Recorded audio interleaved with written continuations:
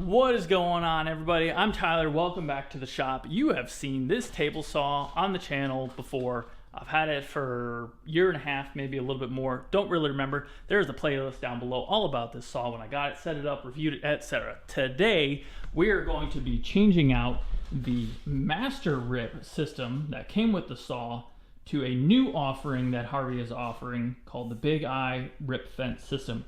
Clamps on both sides. It is amazing. It's got positive stops, scale on both sides, high adjustability, high accuracy. Let's hop right into the video. I'll show you how to install this and give you my first thoughts. For G-Lady.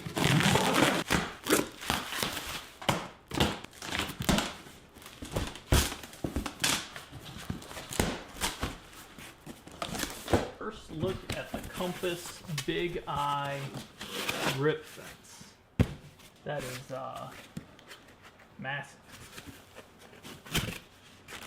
Nicely packaged as always.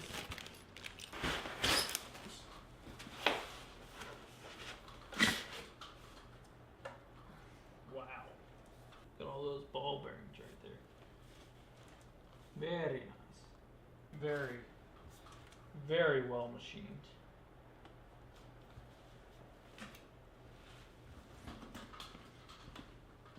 It's almost too nice to use. Harvey sends everything you need for install, everything over here. Mind you, I'm done with the install right now, so there's it's going to look a little different because there's some bolts that come off the machine when all is said and done. They give you pieces to accommodate a extension table butting up to the saw. If you have to modify a non-Harvey saw to install the Big Eye Fence system, Allen wrenches, and whatnot. This stuff is my own, made it a little bit easier. Ratcheting wrench sets, do not recommend these, by the way. And then this is an eye gauge dial indicator, which is made specifically for going into the miters of a table saw or a router table to align everything.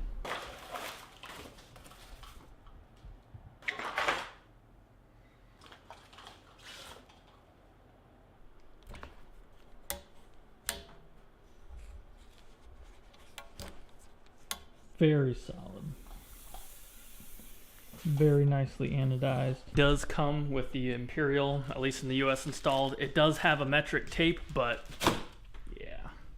This is the current master rip fence that I got on my Harvey saw when I originally put it together, and there's nothing really wrong with this. It just sticks out a little bit further from the saw itself, and the mounting points where it parallels the fence to the miter gauges is only in the back there, so you can actually see. I mean, I'm going to shake the camera all over the place right now, but there is some deflection. So we're going to get started by removing everything that is for the master rip fence off of this saw. We got to take some peripherals off as well, like the overarm dust collection and the blade guard, etc.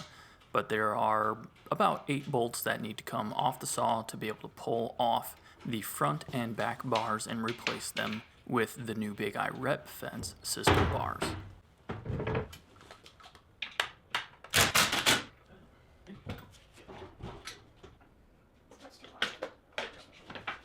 We're about to slide the new Big Eye rail on, and I took a measurement here in metric from the top of the table to the top of the holes that are currently in there. And that is important because we have these gnarly bolts that have a eccentric top. So how you orient them in the T-slot in this rail, how you orient them will change the adjusted height, change the final height of this. So I'm in the setting where I want the fence to be as low as possible, so the setting that I put these on. And do pay attention because there are two different lengths of bolts right here. The table going into the cast has a different size than what's going into the plastic part that's over here. And you obviously want to make sure you have all these the same way. Otherwise, nothing's going to go together right.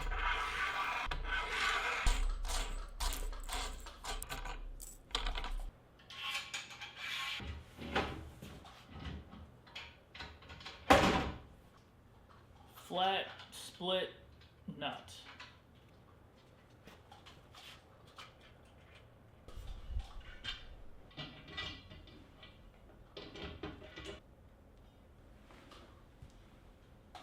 So this rail is slid in. ahead, slide these bolts around. Get this up where it belongs. And then we'll take the bolts and just insert them into this poly table and then slide this back rail over the bolts. And this way we don't have to loosen anything up, and we can kind of hold it in place as we carry on setting everything up here.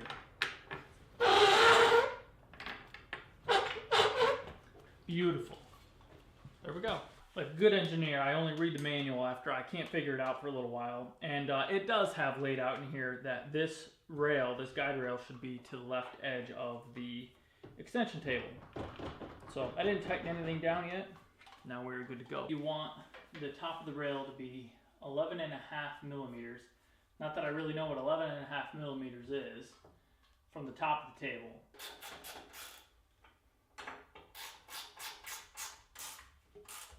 Looking at the table saw from the rear, you want the back rail to be on the rightmost side. Again, that's looking at it from the rear perspective. And what that does for us is over here gives us the overhang we want on the back rail, because there's a connecting rod right there that we got to put in between here to make sure these are perfectly parallel with each other.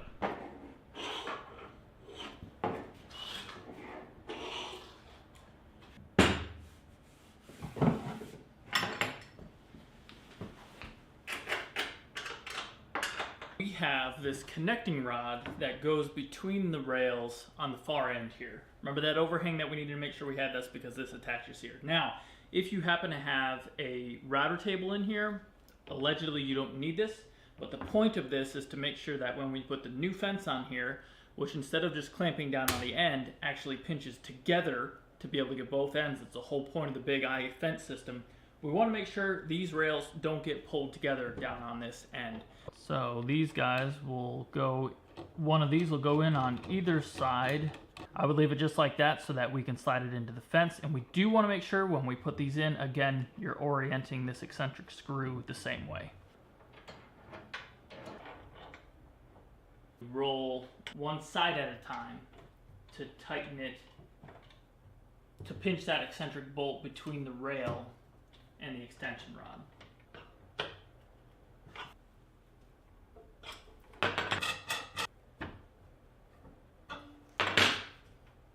Very nice. Also, I chose to leave these bolts, these nuts down here for the plastic table loose because I didn't want to pinch this together before getting the connection rod.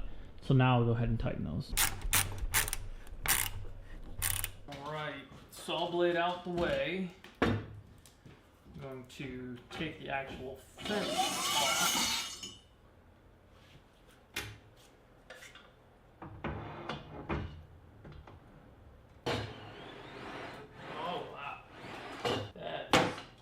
Crispy. So we got the fence on. The actual fence is there, but I took it off so that we could adjust everything. Super glassy smooth, amazingly smooth, and already it feels very well tuned up. It does come highly tuned from the factory, but there are adjustments. Also, I wanted to say there are maybe times, different saws, if you were not using a Harvey saw, that you would need to adjust that arrow right there to accommodate length, whatever you want to call, of your table saw table. So this is a Harvey table saw, Harvey fence, so I didn't have to make any adjustments there, but the instructions do call out how to take this apart, adjust the lead screw and all that good stuff. And the whole reasoning there is you need to be able, when you clamp down the fence, it clamps down right here, and you need to make sure that that adjustment on the fence is spot on. But it came like this, ready to go, highly tuned from the factory. Also, everything is great. I don't feel any wobble in here. I mean, even right now, nothing end to end. But if I did have to get in here and adjust some stuff, these are held on magnetically, and they cover the adjustment points of those bearings to be able to pinch everything together. But like I said, we're looking good to go straight out the factory.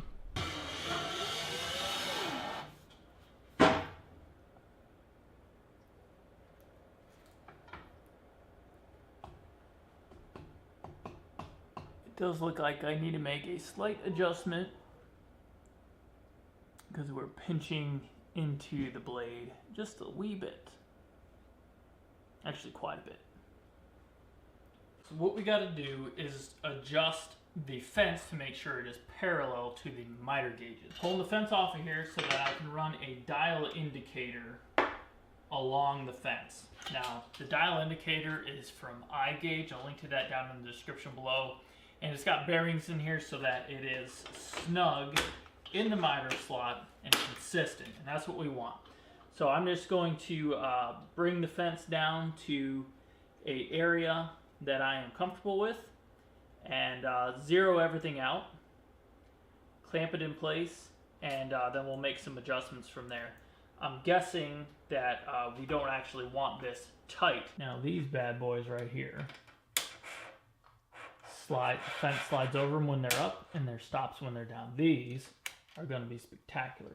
There's 4 of them in total. So now, if we undo this, look at that. Not moving in the least bit from that stop. So we can make sure we're nice and loose to be able to make adjustments. So adjusted to 0 and some change, which I can mark out right here. As we slide down, we can see, well, now we got a lot because I moved it, but if I pull back to the stop, we got like 30 seconds of travel down here, which is towards the blade, and that's definitely bad. If we had a little bit of stray, like a 30 seconds too much for me, maybe a 64th away from the blade going this way, that'd be fine. But I'm gonna go dead plumb because I occasionally do put the fence on this side of the blade, and if we were accounting for movement this way, we would then be pinching on this side. So dead plumb because we like things like dial indicators and calipers in this shop. So I went ahead and locked a stop on this side, so this isn't moving at all. And to adjust parallelism, we need to loosen up these right here. Then we should be able to adjust. Because I have this locked in place, all I need to do is now go down here. As you can see, I can make adjustments. And actually, that's exactly where we want to be. Well, we want to be zeroed out right there, and it looks like we are just a wee bit tight still. So, yep, make adjustment.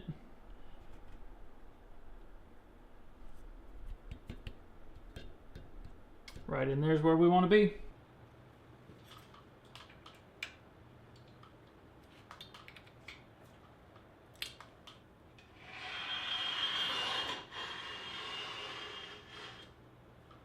Okay, so now the fence is clamped down, everything's tight. There we are, zeroed out. Moving all the way down. Make sure our bearing doesn't pop off. Look at that, maybe an 1/8 of a thousandth. What is that? That's too much, too many zeros for me, but wow. I'm impressed, I'm impressed. Got the overarm dust collector on there, and now I am mounting the switch, the magnetic starter switch. And I did check the manual. Doesn't really call out what you want to do there, but I found a couple of Allen bolts with the equivalent of like a T-nut, I guess, that slides into the new fence and appears to be exactly what we want for mounting this. So not in the manual, but of importance.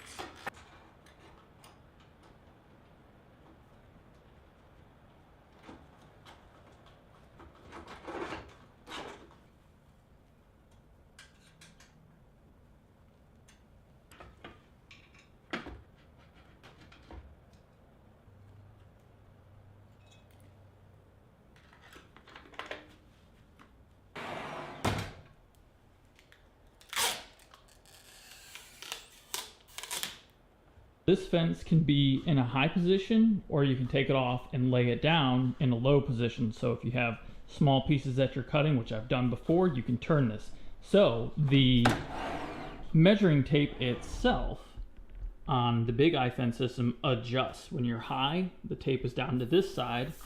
When you're low, the tape is down to this side, and it actually slides in there if I can grab it. So you just got to kind of push down and slide it over. So what I'm going to do right now is make a cut with the position fence in high. I will measure it, and then we'll see where our alignment is, and we'll do micro adjustments if we have to. We can just loosen these up and slide down so that everything is accurate.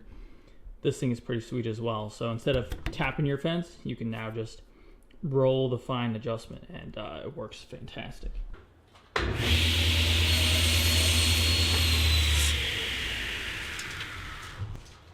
So out of the gate, it looks like we're a 1/16 long. To make sure we're all the way where we were before, go to 15 inches here and lock the fence in place so that we know where our 16th position is that we're after.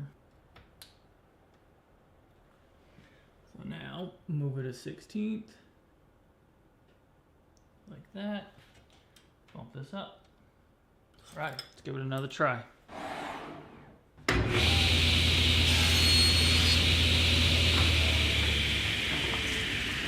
I know you can't see that, but that is 1 inch exactly. We'll do the low while we're at it. Take it. As you can see, it only takes a minute.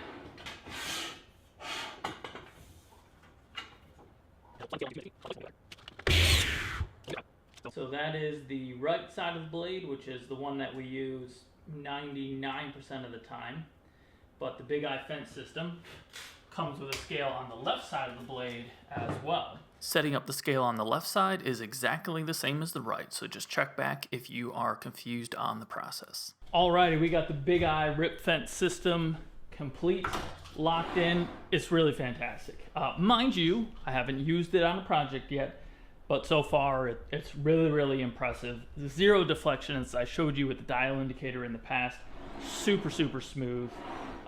Very sturdy. Now, a few things I can tell you right off the bat are going to be awesome. Probably my favorite thing is going to be these flip stops. So projects in the past, let's say you had to go from a dado blade to a rip blade, you could remember your measurement, but you could never get exactly back onto that spot. You could be a 64th, a couple thou, proud or shy, and that could throw off some of your woodworking projects. Yes, I like to be that accurate with my stuff. So now, when you have the flip stops up, the fence rolls right over the top, but if you have them down, you now have a positive hard stop to go back to every time. So if you needed to change blades, you could repeatedly go back to the same spot every single time, which is awesome. Up here, you also have a fine adjustment, so you can quickly roll the fence around to exactly where you need to go versus tapping it like that. And then probably, I like a lot of stuff, but this is the scale for your measurements, and you can slide it from a high or low fence system, fence orientation, and you can adjust this. So if you change a blade to a thin rip or something like that, you can make adjustments right in here. You also have these positive stops or hard stops, whatever you want to call them, for making sure the fence doesn't just roll right off the end of the rails, and that's awesome. Really kind of just a feature that I like. I like the heavier knobs right here that match the compass that I have down there, the compass miter gauge. The Master Rip had plastic ones, and they were just kind of hard to get your hand on sometimes, so that's nice. The locking lever is super, super smooth, and it folds into the real estate that you've already taken with the saw instead of sticking out to somewhere over here, which I certainly banged into working here in the past. The biggest feature and why you might want this rip fence system is the accuracy that it offers. So it clamps on both sides of the rail, basically pinches across the table instead of just clamping on this side like the typical T style of fences or Biesmeyer style. So right down in here, when you close that lever, it's clamping on this rail and it's clamping on this rail. And as I showed you, there is zero deflection in this saw. So that's going to be awesome. Scale on the left, 4 positive stops. I'm sure you can get more positive stops if that is something that you wanted. But overall, I am very, very pleased. Look at that positive stop working like it's supposed to. I'm very pleased. I'm very impressed. We will use this and we will report back to you guys. But this saw has been very, very impressive from the get-go. Highly, highly accurate out of the box. Mind you, we had a little bit of adjustment in the fence, but I mean, that's really no big deal. Super easy to do. But highly recommend, and we'll let you know about the Big Eye Rip Fence system shortly. Hope you guys enjoyed the video. Please hammer that thumbs up button. Link to a playlist all about this saw in the description. Hammer that thumbs up button, helps us out, gets this video in front of more eyes. I'm DIY Tyler, and you guys have a good one.